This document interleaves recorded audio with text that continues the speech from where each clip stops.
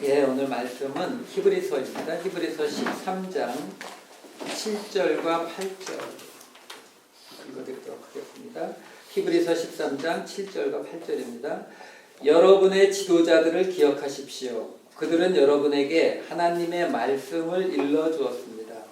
그들이 어떻게 살고 죽었는지를 살펴보고 그 믿음을 본받으십시오.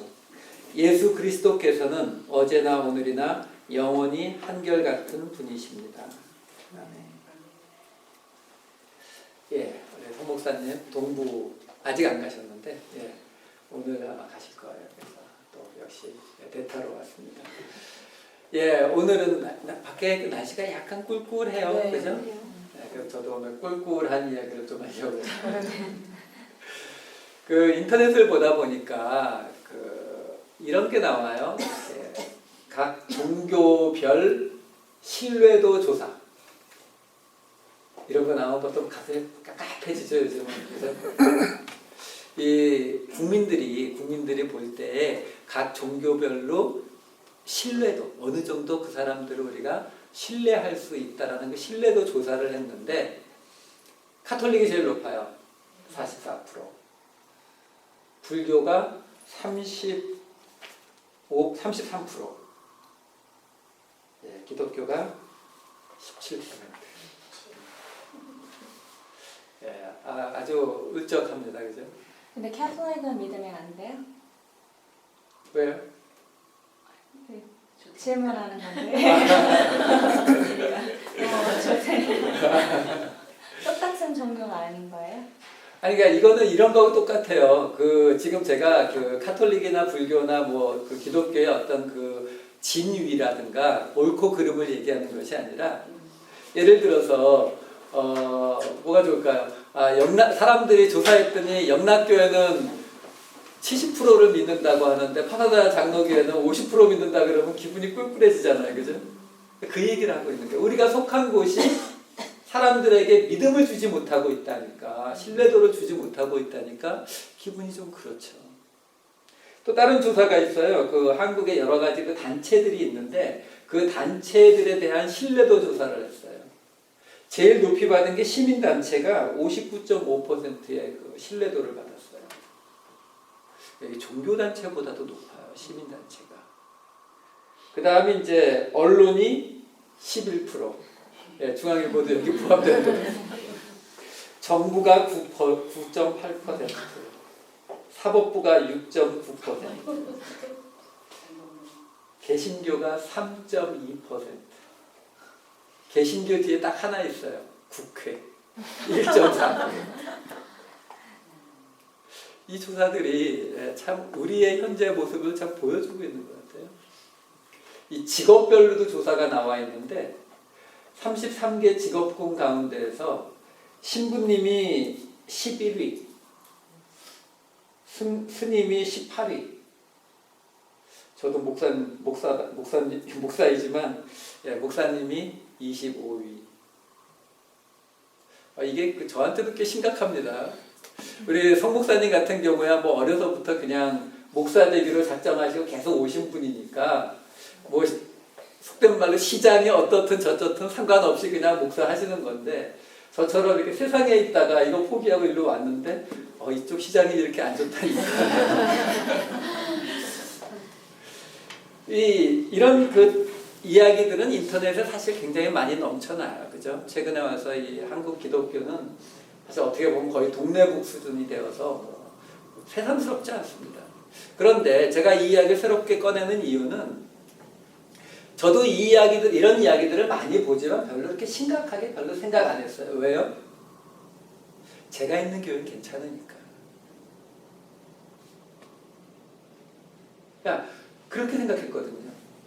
제가 일하고 있고 제가 몸담고 있는 교회는 괜찮으니까 세상의 다른 교회에 대해서 잘못됐다고 제가 손가락질하고 하는 것이 무슨 그렇게 큰 의미가 있겠는가. 일단 내가 할 수 있는 범위 내에서만 최선을 다하면 되지. 이런 생각으로 있었거든요. 그랬는데 지난주에 분당 우리 교회 이천수 목사님의 설교인지 컬럼인지 제가 기억이 잘 안 나요. 그러니까 인터넷에서 같이 봤어요. 같이 봤는데 이분이 어떤 이야기를 하셨냐면요. 그 분당 우리 교회 올해 지금 현재 그 늘어난 교인 숫자가 3,500명이랍니다. 올해만. 그래서 이 연말까지 대략 5,000명 정도가 늘어날 거라고 얘기를 하시면서 거의 지금 매년 한 5,000명씩 늘어나고 있대요. 이 목사님이 이 이야기를 하시면서 무슨 얘기를 하시냐면, 그런데 우리 교회가 늘어난다고 해서 그냥 즐거워할 수 있느냐라는 그 질문을 던지시더라고요. 그러면서 이 타이타닉 영화를 인용을 하셨어요. 타이타닉 영화를 봤더니 배가 기울어서 침몰하게 되니까 사람들이 반대편으로 몰리더라는 거예요. 이 이천수 목사님께서 이 예를 드시면서 지금 우리 교회는 사람들이 많이 몰리고 우리 교회는 잘 부흥된다고 해서 이 전체 배가 가라앉는 것을 그냥 보고 있는 것은, 그것은 정말로 하나님의 종이 아니다라는 말을 하시더라고요. 제가 많이 찔렸습니다, 사실. 네. 그러니까 우리가 여러분들이 계신 교회는 어떤 상황인지 제가 잘 모르지만, 그래도 교회 생활 열심히 하고 계신 거 보면은 나름 그래도 그 교회들은 괜찮을 거라고 생각을 합니다. 그런데 이 전체가 가라앉고 있는 이 한국 기독교에 대해서, 뭐 미국도 가라앉고 있지만 미국은 속도가 좀 느리니까요. 근데 한국은 굉장히 빨리 가라앉고 있거든요. 얼마 전까지만 해도, 그러니까 제가 그 한국을 떠나오기 전까지만 해도 한국의 개신교인이 1,200만, 1,300만 그랬어요. 근데 지금은 공식 통계가 800만이에요.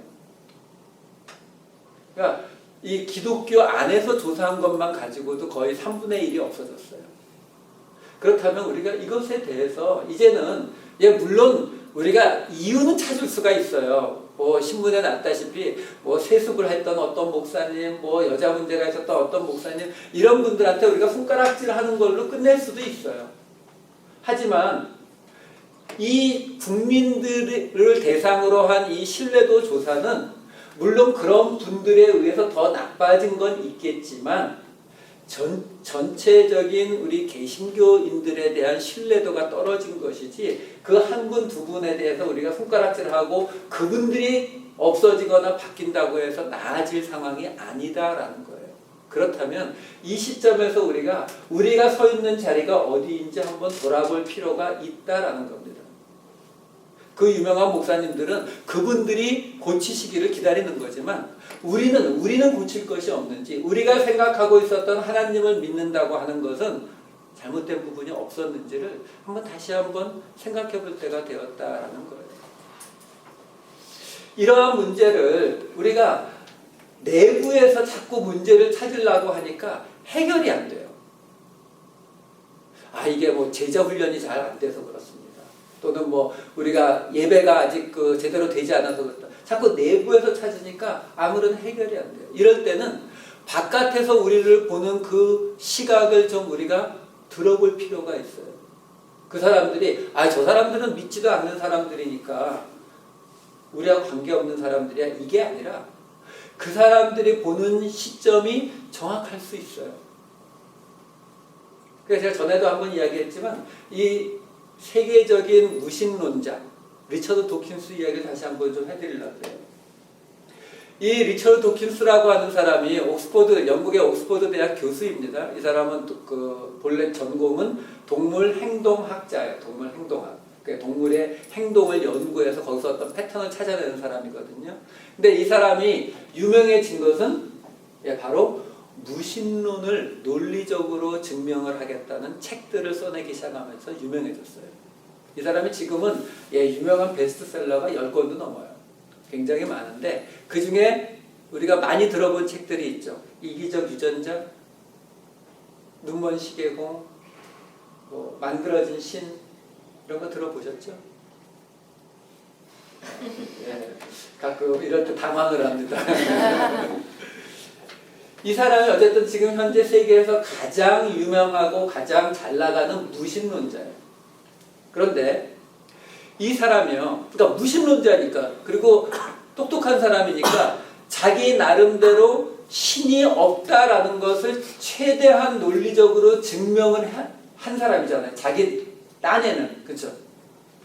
이 사람이 신이 없다라는 걸 증명을 하려고 책을 썼어요. 그 많은 책 중에 이 사람이 맨 처음 쓴 책이 뭐냐면 The Selfish Gene, 이기적 유전자라고 하는 책이에요.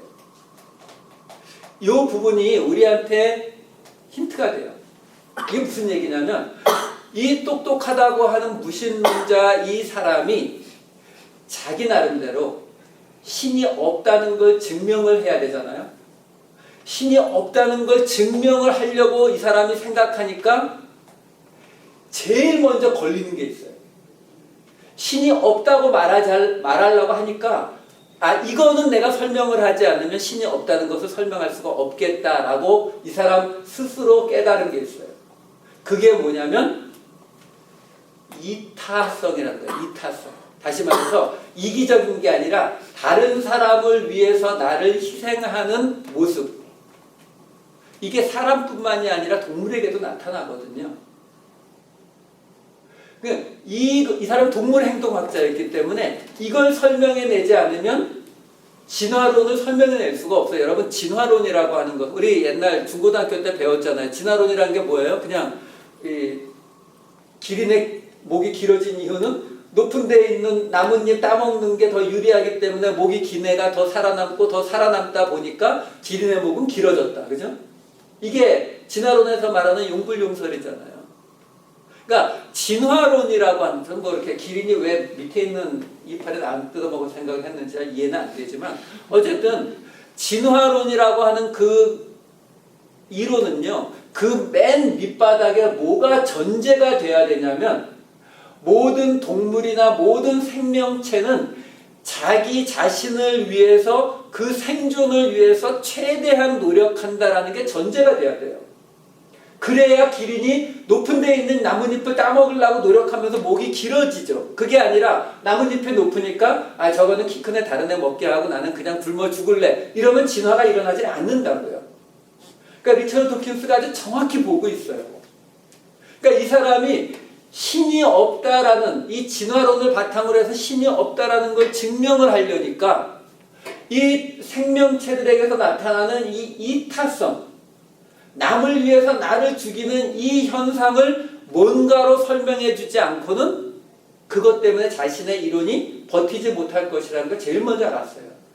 그래서 이 사람이 첫 번째 쓴 책이 이기적 유전자예요. 뭐 내용은 사실 간단해요. 쉽게 말하면 이런 거예요.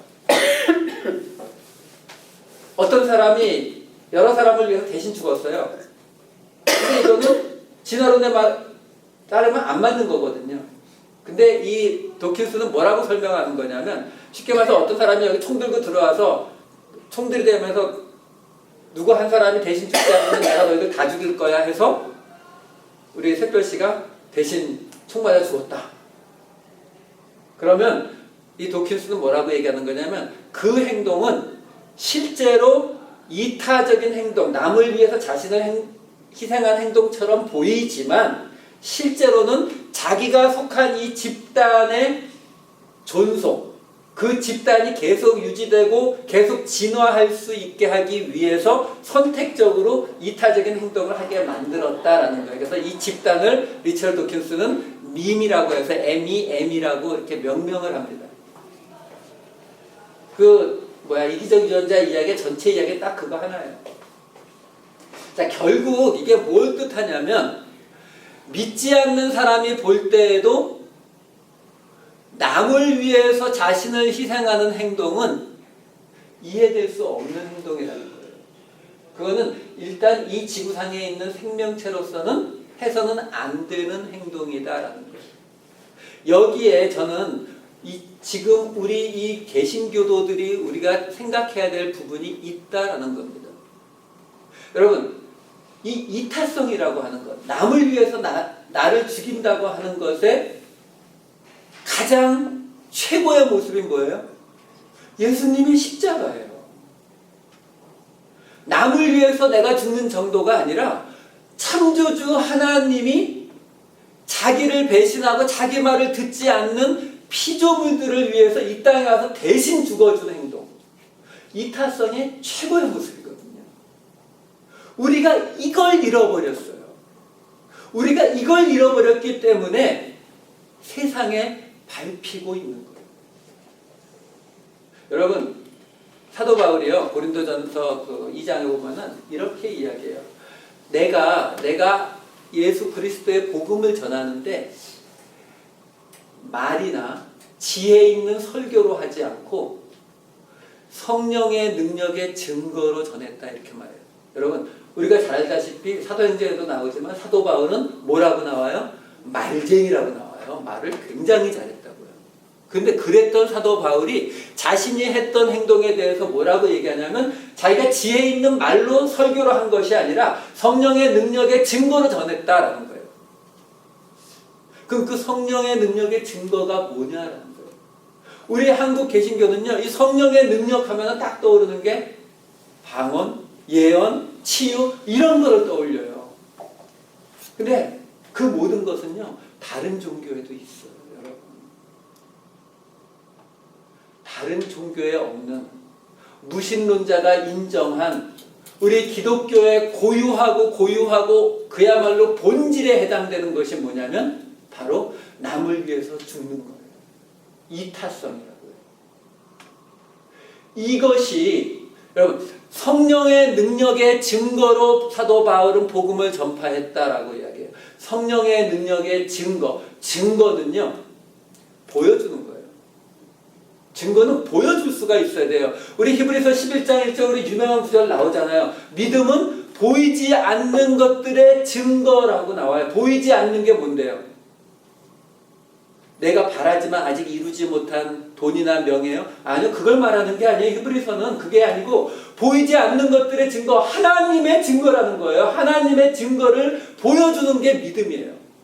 그래서 히브리서 11장에 보면은 믿음으로 아브라함, 믿음으로 모세는 믿음으로 쭉 나오는 이유가 하나님은 우리 눈에 안 보인다고요. 안 보이는 하나님을 우리가 세상 사람들에게 하나님이 계시다는 증거로 들이밀 수 있는 유일한 방법은 우리가 그 하나님을 믿고 믿음으로 갈 바를 알지 못하고 떠나고 믿음으로 바로의 공주의 아들의 자리를 버리는 다 뭐예요? 이기적인 행동이 아니라 이타적인 행동을 할 때 이 세상은 그것을 이해를 못한다고요. 왜? 어떻게 저 사람들은 이타적인 행동, 남을 위해서 나를 희생할 수 있는가? 그럴 때 이 사람들이 느끼는 것은 저거는 왜? 이 세상의 모든 과학적인 연구와 이 세상의 모든 역사를 봤을 때 인간은 절대로 그런 행동을 할 수 없다가 진리거든요. 근데 이 사람들이 해요.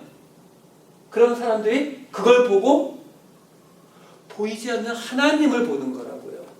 우리는 그것을 뭐라고 그러냐면 보이지 않는 것들의 증거라고 말하는 거예요. 사도 바울은 그것을 성령의 능력의 증거라고 하는 거예요. 사도 바울이 고린도후서 11장에 이야기하죠. 뭐라고 이야기해요? 나는 40에 하나 가만매를 5번을 맞고 3번 파손됐고, 그죠? 새 쥐야를 깊음 속에서 보냈고 옥에 갇혔고 돌에 맞았고, 그죠? 그 모든 이야기를 쭉 하고 난 사도 바울은 뭐라 그래요? 부득불 자랑할진대 나는 나의 약함을 자랑하리라. 이게 나의 약함을 자랑하겠다라고 하는 이것이 바로 이타적인 행동이라는 거예요. 우리가 왜 우리를 보면서 세상 사람들이 하나님을 못 봐요? 우리가 너무 세요. 너무 강해요.